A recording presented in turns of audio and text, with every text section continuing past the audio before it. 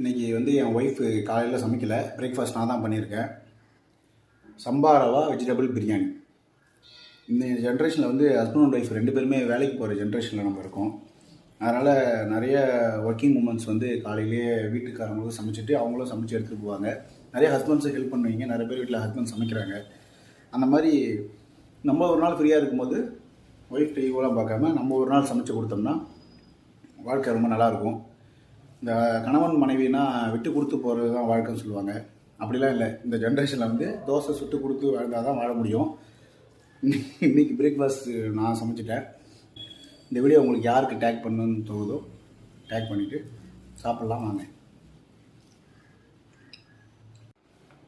இந்த மாதிரி டிஃப்ரெண்ட்டான ஃபுட்டு குக்கிங் வீடியோஸ், கப்புள் வீடியோஸ்லாம் பார்க்கணுன்னா டிடி த கப்புள் நம்ம பேஜை வந்து லைக் பண்ணிக்கோங்க.